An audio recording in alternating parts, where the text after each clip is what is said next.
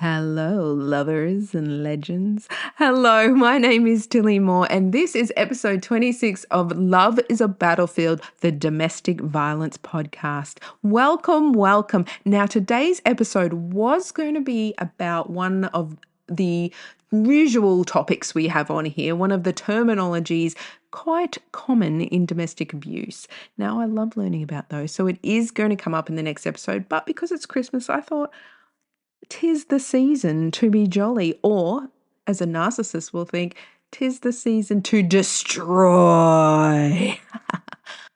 No, but all jokes aside, domestic violence rates increase around Christmas.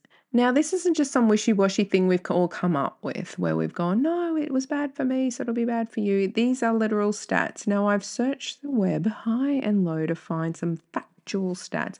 I could find ones from years ago and I found a whole bunch and basically summarizing, because we're all living in different areas, different countries, different parts of this wonderful world, and generally summarizing all the stats, they came to about 20% increase in DV call-outs to police and / cases over the Christmas period. Now, while all these statistics were very similar, I thought I might actually read out some specified ones. Now, there is a state in Australia called Victoria. These statistics are very similar to ones from other states, ones from the UK, ones from American sites. I've looked at them all, so I just thought I'd read out one of them for you.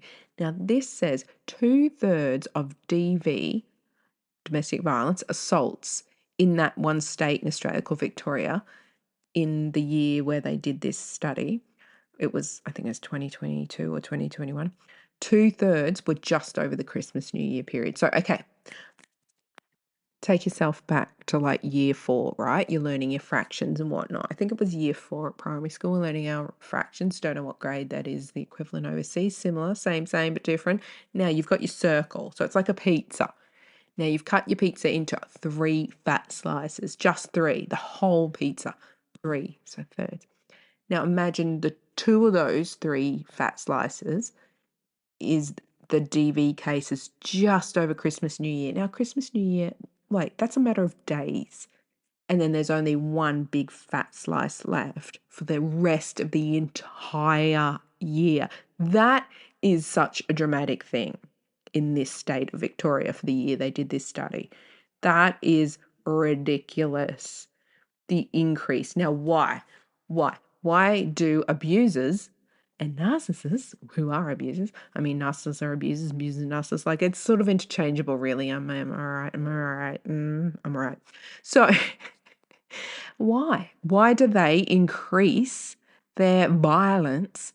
Well, the first reason, you're home on days you wouldn't usually be home. Now, usually your abuser has a pattern of, I'm home this day, I'm home that day, I do this. It throws them out. You know how that period between Christmas and New Year when you're just lost and confused because you don't know what day it is, especially if you have that whole week off. It's just this weird blurred period of where are we? What day is it? What year is it? Is it New Year's yet? Where are we? So they're not at home. They're not in their usual schedule. So they're thrown out a bit. They're sensitive. They've got feelings, lots of emotions. Also, family is around. Family is a very, very stressful time of year for a lot of people. Family, emotions, relationships, having to socialize. A lot of people, like neurodivergents, like myself, we struggle with that small talk socializing with people who don't actually like you. It can be challenging. So there's a lot of stress around families, family get-togethers, also social get-togethers. Maybe there's a couple where they have friends and they go over to their place and the abusive husband never likes you having friends, so they get very tense with all these social outings and social interactions because they cannot control you when other people are around. So that's very stressful for them. But they're home. They're home with you longer than they usually are. They're home with you, monitoring you, watching you, spending more time with you. That is the biggest risk. Yes, most people, well, in my line of work, I'm a nurse.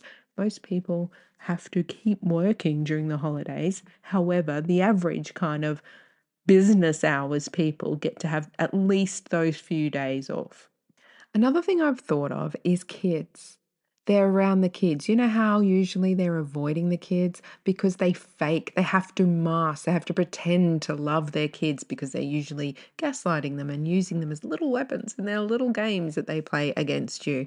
Now, they have to be exposed to these kids on these days off. And Christmas is such a kid time. Like, you're doing this Santa thing, there's presents, there's lots of stuff to do, lots of kid activities. Go and see Santa, all the things, all the works and jerks, and now they are exposed to the kids more. And they actually don't, sorry to break this to you, but a lot of abusers don't like kids. You know, narcissists do not like kids. They don't like their own kids. They pretend to love their kids.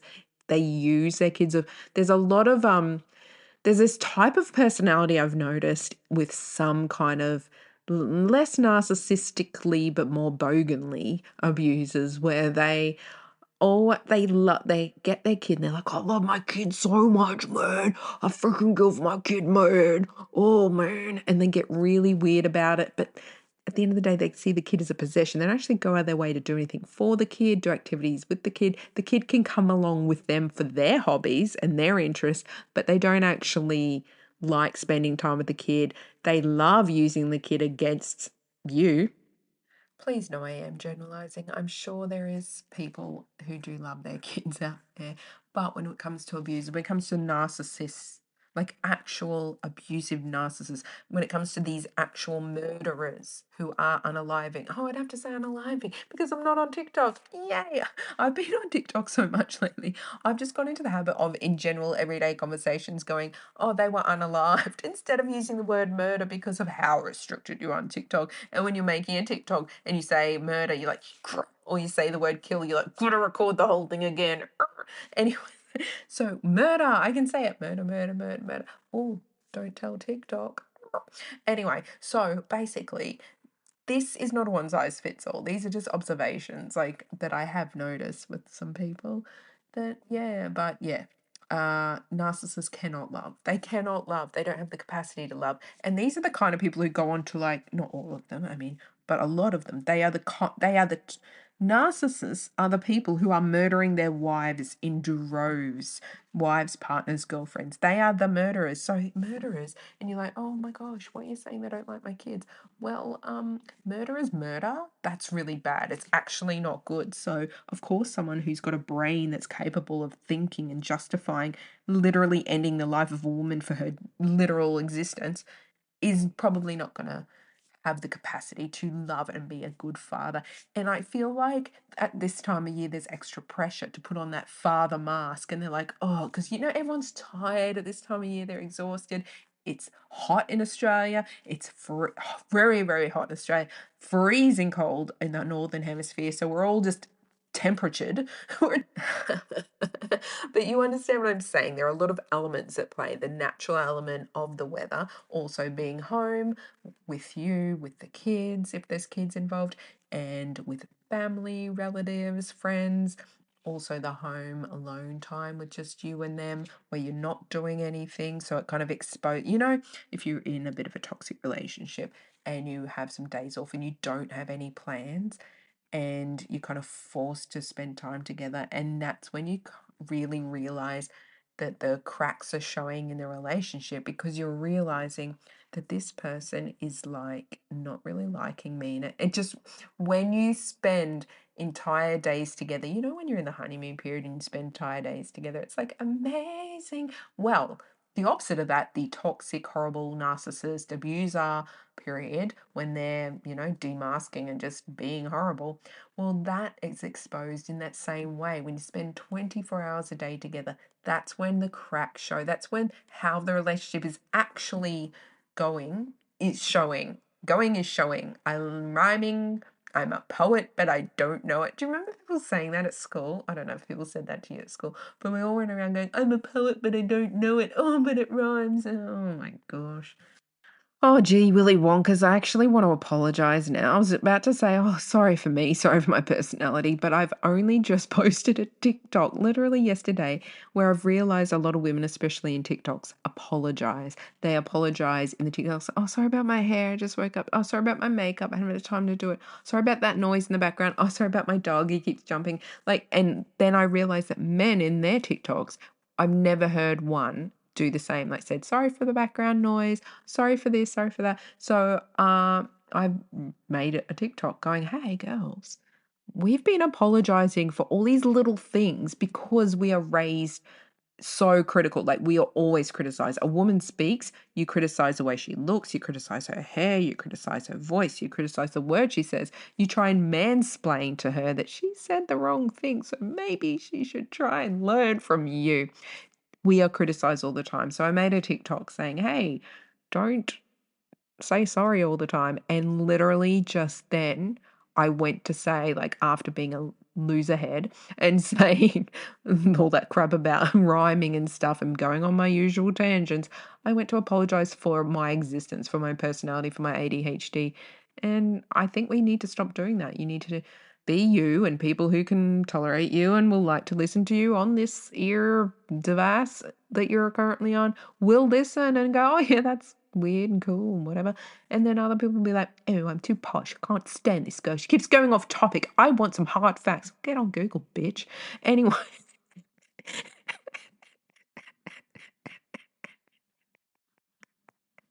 get on Google, bitch. No, literally.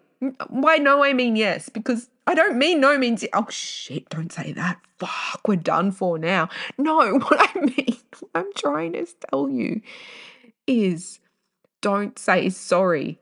Say your opinions with your whole chest. Okay, pretend you're a man. WWMD. What would a man do? We do this from now on. Ladies. Yes, you'll be, it won't really go down so well because patriarchy has literally told us a good woman is a silent woman.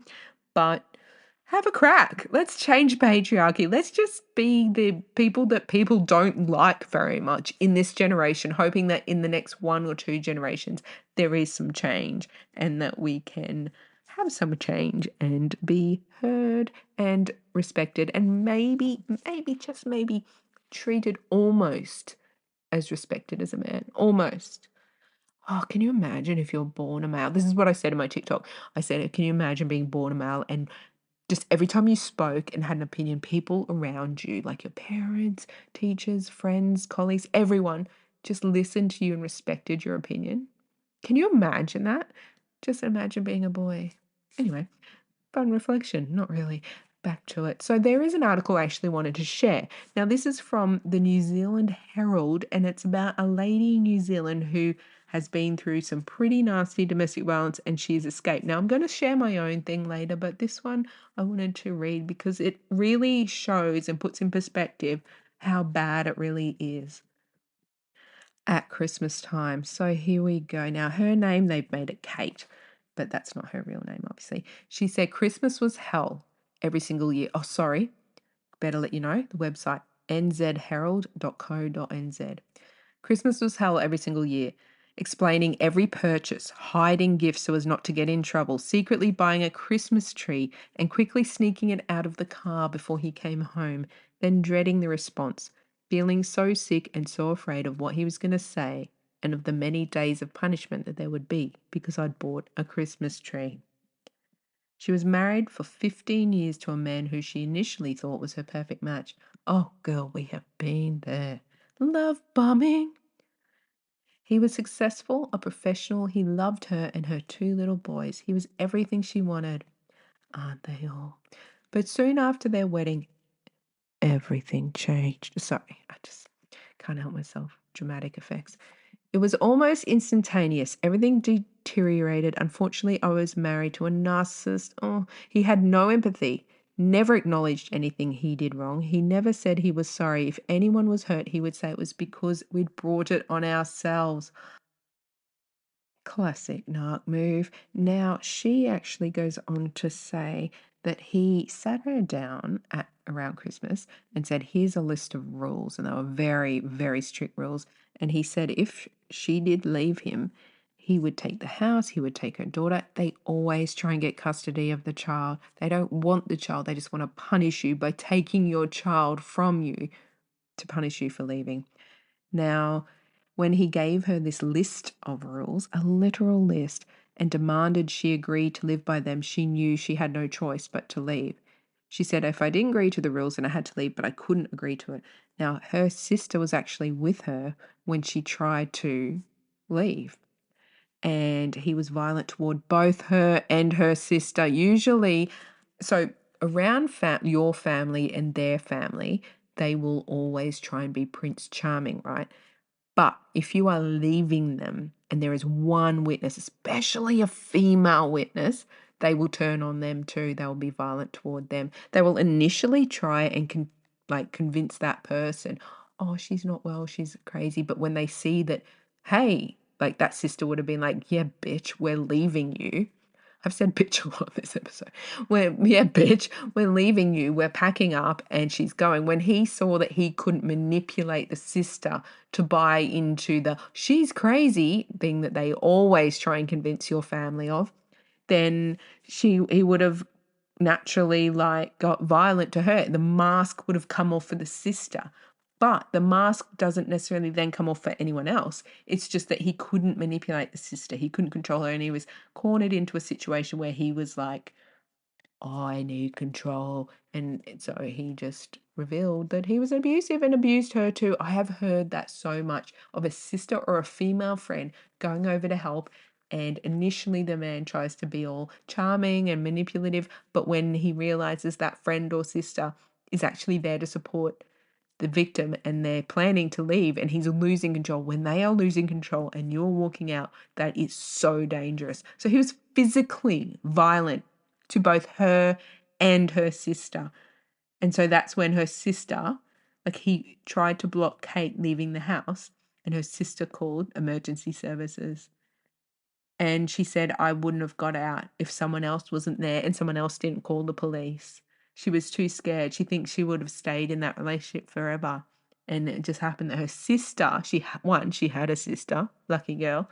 Two, her sister was like, stuff this, I'm helping you pack and get out, and you and your child, or kids, ever many she had. And the fact that her sister went, no, this is crap, and called the police. Someone else helped her. There are so many women stuck in situations when there's no one making that call. There's no one there backing them up. What I would have done to have a sister when I went through all my things, and I was actually acutely aware of that, of not having that person in my life that had my back, that I could go to with things like that, who kind of understood. There's certain friendships where you don't want to burden the friendship by bringing your trauma or drama into it. And there's a lot of people quite sensitive to those things. So there's a lot of people you can't actually reach out to in those times. And so that's when having a sister, a sibling who actually cares about you and has your back and really is on your team, that you can quickly message and they're like, yep, I'll come and back you up. But the fact that he did that to both of them, it's just, I have heard that so many times. And then if a male person comes, they try that manipulation even harder. They give the mate, bro, cuzzy, cuz, bro. Oh yeah, mate. Oh, women, mate. Oh yeah, no, I haven't done anything. Oh, she's not all there. She's not well, mate. But make sure this and that. And they really try that mate thing. And a lot of men fall for that. Which brings me to my Christmas Day story. So when I think of Christmas and abusers, I go back to a lot of relationships I've had with men. I'm trying to think of Christmas, and I think there is this awkward, tensiony weirdness in the air around these personality types. I feel like they feel there's emotion in the air and they can't relate to that really. So it's kind of this pressure and they don't like that. It's like they're in a pressure cooker. There's emotion, there's family, there's people, there's lots of time together with human beings. And I don't think they actually like that. So you just feel that in general. When I reflect on relationships with toxic people, with narcissists, with abusers and people like that I've had, Now, going to the worst relationship, this is actually an interesting story. So I met them in the February. I had been talking to them since the December before on the internet, met them in the February. And as you know, with love bombers and toxic narcissistic abusers, they like to push things and make things go fast. So, but in doing so, I had already left them at that point. So I'd only met them at the start of that year, or like technically online, a year before. And I'd already left them late in the September. And you're thinking, oh, your abusive relationship wasn't that long. And they even tried to hold you hostage, kill you. Oh, no, no, no, no. No, this is like, hoovering and, they get you back. And you're like, no, I'll never go back. And then other people around you say, why aren't you going back to them? They're such a handy, wonderful person. And then you're like, oh, yes, I have trauma bond. And you go back. So then after that, I was actually with them and openly with them. And that's when I can't say what else they did. Don't want to give away any identity, but and then a year after, they were abusive, and I tried to leave them so many times that year because the violence never ends with this person. So then the start of the following year, oh yeah, no, Christmas, New Year, some memories are coming back. Oh yeah, got some stories to tell you. But yeah, so then they were very, very violent and to me and my child. And then that's when it was nada, nada, goodbye. And they got charged and everything. They did not go to prison. And then after that, they tried to stalk me a lot. They were stalky, stalky, stalky. And then they eventually broke into my house, held me hostage. Oh, they lied to everyone that we were back together. They made up fake messages, fake things, and lied to everyone. And all these people believed him. Thanks, guys. Anyway, and I could not tell people like what was going on, that I was being stalked and harassed by him, because he said if anyone finds out, if you tell anyone what I'm doing, then, and if people find out, if the police find out, I'm going to kill you, I'm going to kill kids. So I had to pretend like, oh no, things are great. And they're like, are you dating? I'm like, I can't really speak about that. So it sounded like we were, but he was actively lying to people that we were actively back together. And he was actively stalking. I just could not speak on it. Like, it was terrifying. Anyway, and then he broke into my house, held me hostage, tried to kill me, strangle me, all the things. Anyway, so that brings us back to the first Christmas. So the first Christmas I had left, I had gone to stay somewhere temporarily. I was actively looking for my new home. So they were actively in the era of hoovering. Now, if I haven't done an episode on hoovering or called hoovering, I know I would have talked about it because I talk a lot and I go on a lot of tangents. But if I haven't done one called hoovering, I best get onto it because it's a very important topic. Hoovering is when they try and Hoover is the brand of, vacuums. I've said this before, but I want an episode. And when they try, no, I've definitely done, I remember telling, no, I think, no. Memories smacking me in the face all at once. So hoovering. I have talked about before. I think it was remember when I used to do episodes, it was story times, it was separate to like the topic and main episode or something. It was one of those when I talked about how he got me back or something like that. So we've been here. So the first Christmas. So I wasn't even talking to him then, but he was using sly techniques to try and contact me. He was using an app on the phone that was not a normal message app and making these little posts to like send me messages. It was so disgusting and embarrassing and I had trauma bond that I was trying to process and work through, and I didn't really I knew like what they said trauma bond was, but I didn't really know. And so in hindsight, I had it pretty bad, and if I knew what I know now, I would have just known that I would naturally have those neurochemicals that were like, I need him. And I would have known it was a neurochemical thing. So I would have gone, okay, this is like a drug withdrawal. Let's give it this long before we make any contact, just to tell myself that, my brain is lying to me. So that kind of sucked. So this is where he started the process. But I was staying strong for so long. And yes, I have just go scroll through the other episodes if you haven't heard yet how he actually got me back then. And it's kind of gross. And it's because I needed to pack my things and I chose to keep my things, and that gave him an opportunity to hoover the literal crap out of me. So the Christmas, he actually came and did the crocodile tears in front of family and badmouthed me and tried to convince them that I was the problem. And yes, I was covered in many, many very dark bruises all over my body. But he is sorry.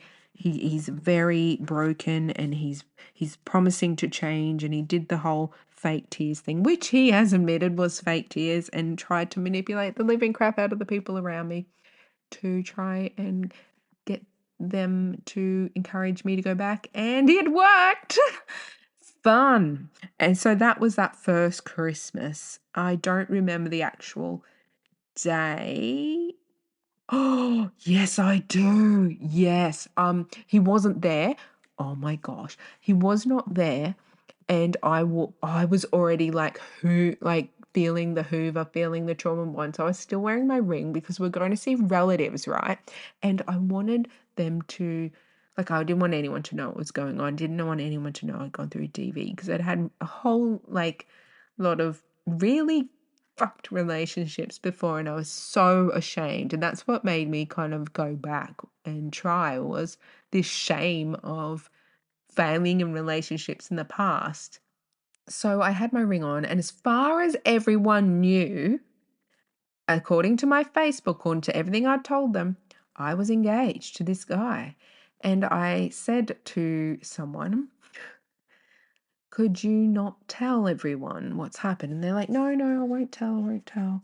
I won't say anything. It's your business. I won't even say you're staying with us and everything. And then, spoiler alert, they obviously told everyone, because not one person asked me, where's your fiance? I turn up, there's no fiance.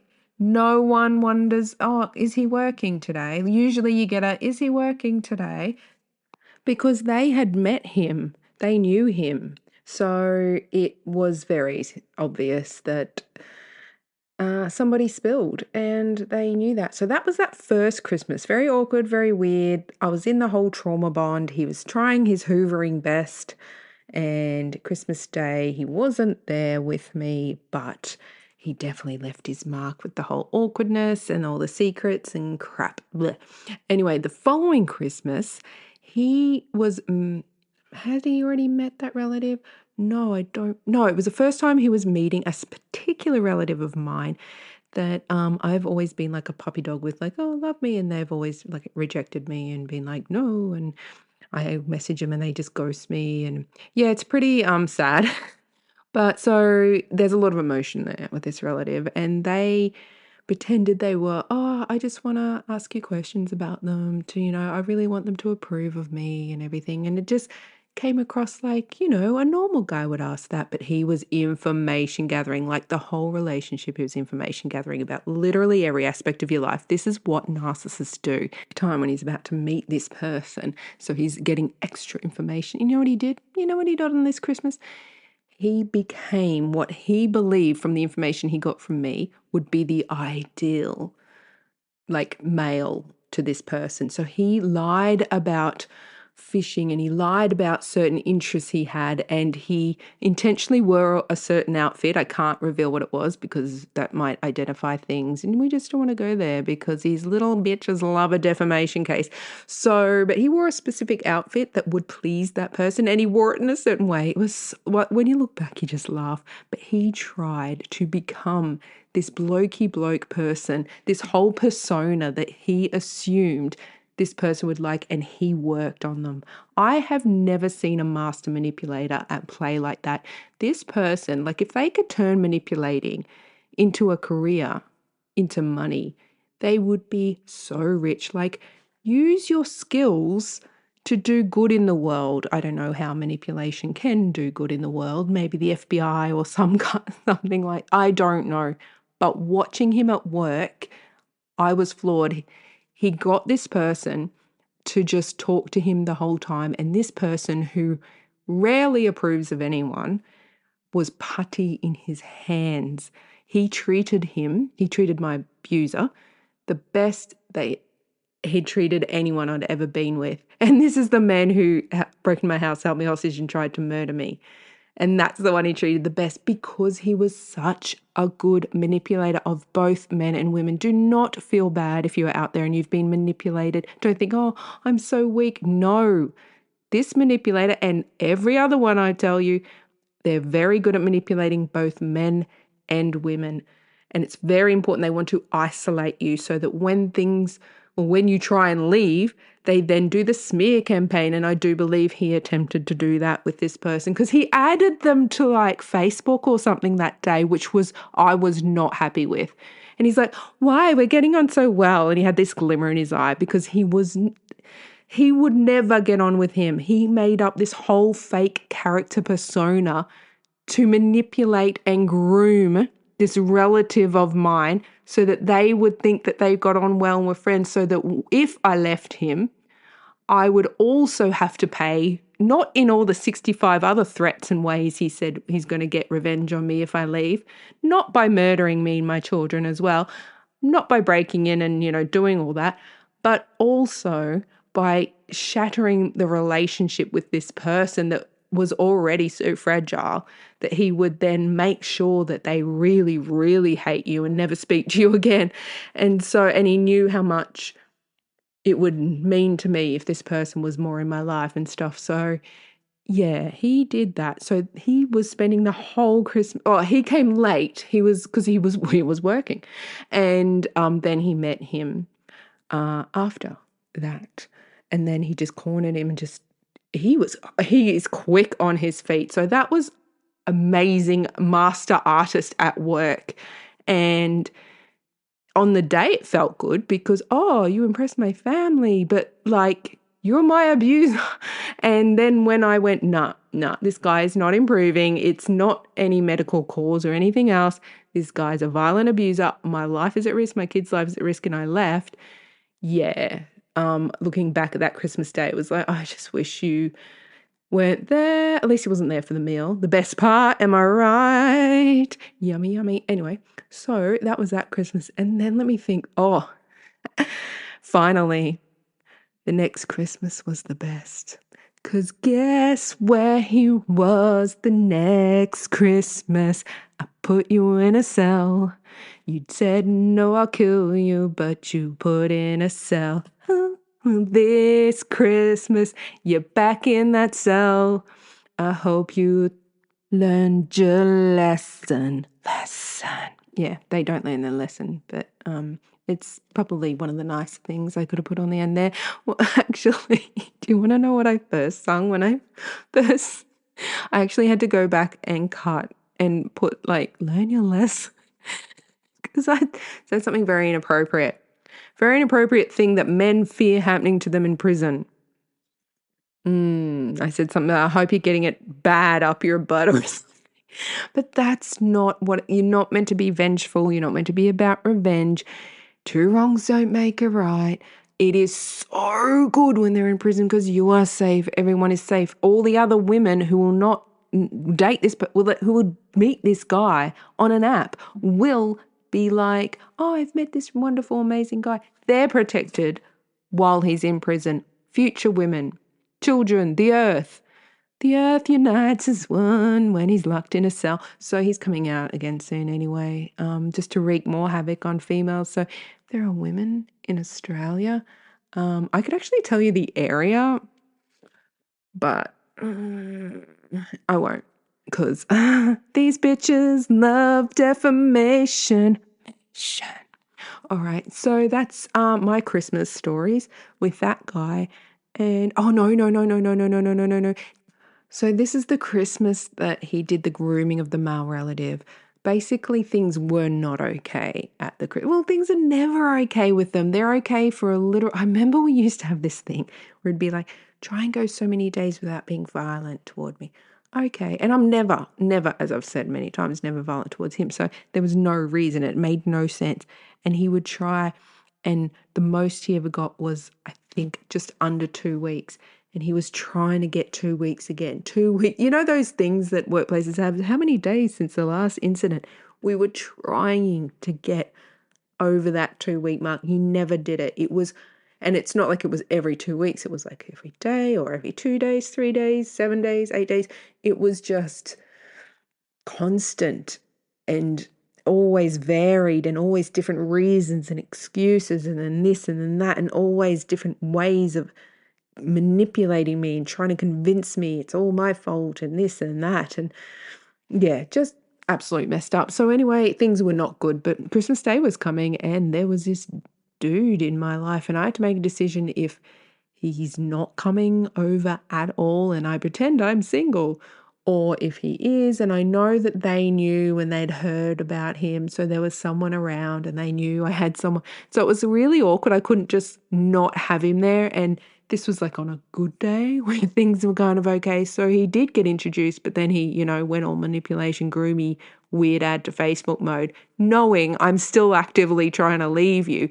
And each time I was trying to leave him, well, obviously the first time was just like, bye, gone skis. But then, he had to work hard to get me back. But then after that, all the smaller other times, it was still building up to, we are going to leave. You continue the behavior.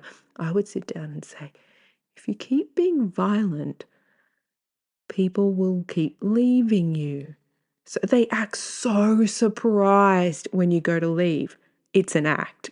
They know that you don't want to be in a violent relationship, but they are hoping that by acting surprised, you think, maybe I am being unreasonable. It is all just brainwashing bullshit.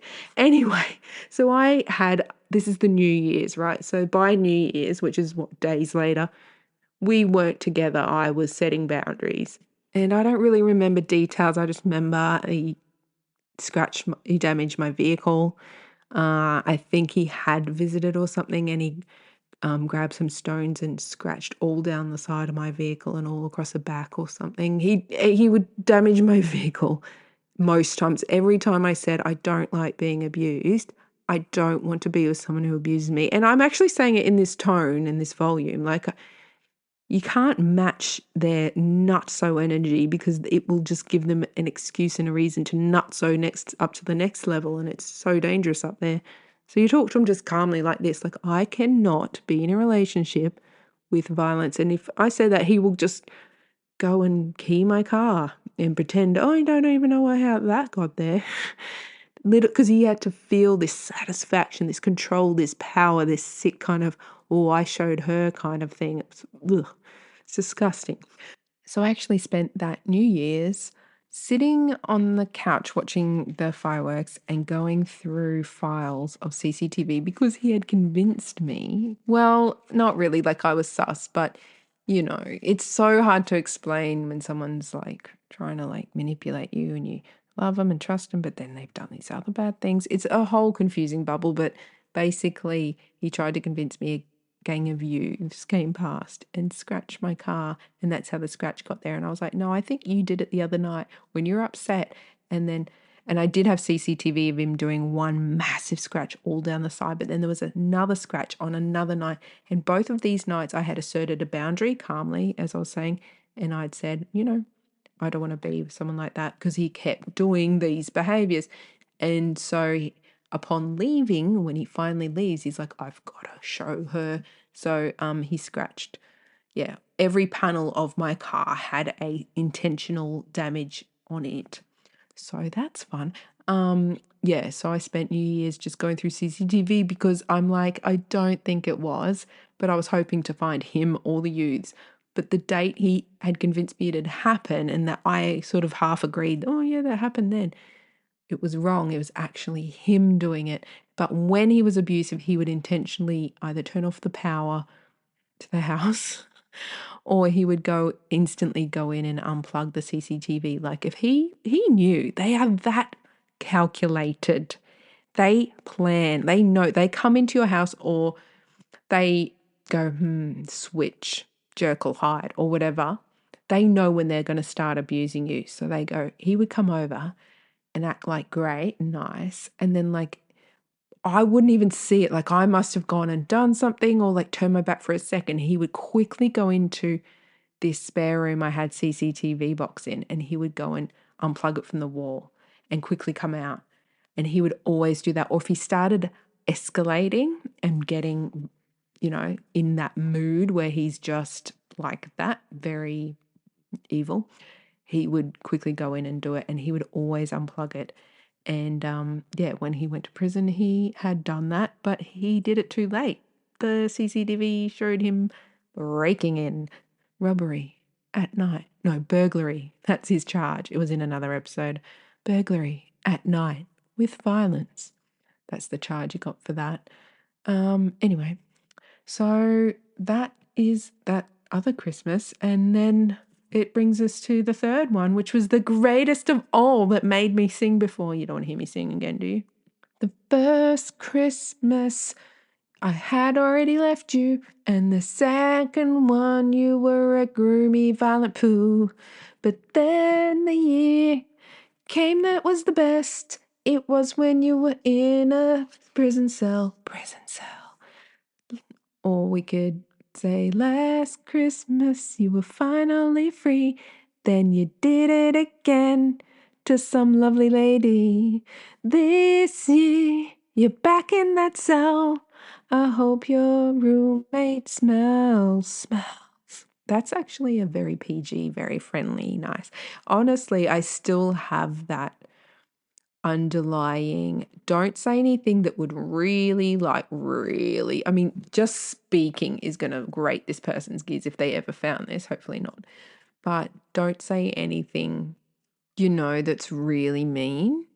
There's still that fear that, and also not to be too petty, but sometimes you feel like it.